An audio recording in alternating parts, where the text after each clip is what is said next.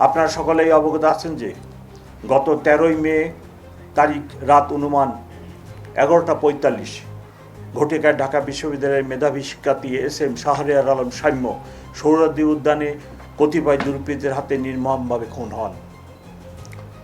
ঘটনার সংক্ষিপ্ত সংবাদ প্রাপ্তির পরপরই ডিসি রমনা সহ শাহবাগ থানার পুলিশ ঘটনাস্থল পরিদর্শন করেন। ঢাকা বিশ্ববিদ্যালয়ের প্রক্টর মহোদয়ের নিকট থেকে ঘটনাটির সংবাদ প্রাপ্তির সাথে সাথেই আমি সংশ্লিষ্ট সকল পুলিশ কর্মকর্তাদের ঘটনাটির সর্বোচ্চ গুরুত্বের সাথে তদন্তের নির্দেশ প্রদান করি।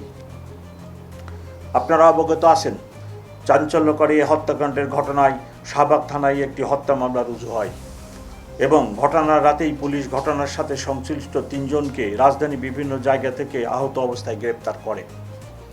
ঘটনাটির গুরুত্ব বিবেচনায় আমি নিবিড় তদন্তের স্বার্থে মামলাটি ডিবিতে স্থানান্তর করি।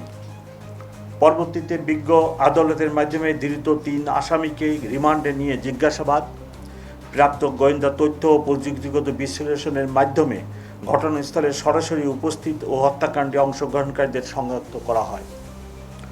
আসামিদের গ্রেপ্তারের লক্ষ্যে কক্সবাজার, মুন্সিগঞ্জ ও ঢাকা মহানগরীর বিভিন্ন এলাকায় ডিবির একাধিক দল ধারাবাহিক অভিযান পরিচালনা করে এ সংক্রান্তে আরও 8 জনকে গ্রেপ্তার করে। গ্রেপ্তারকৃত হলেন রাব্বি, কবুতর রাব্বি, 2 মেহেদি, 3 পাপেল, 4 রিপন, 5 সোহাগ, 6 রবিন, 7 হৃদয়, 8 সুজন সরকার।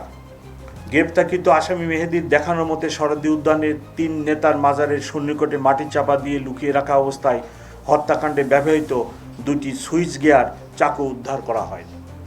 গ্রেপ্তারকৃত আসামিদের মধ্যে এখন পর্যন্ত 2 জন ফৌজদারি কার্যবিধি 164 ধারা অনুযায়ী বিজ্ঞ আদালতে স্বীকারোক্তিমূলক জবানবন্দি প্রদান করে।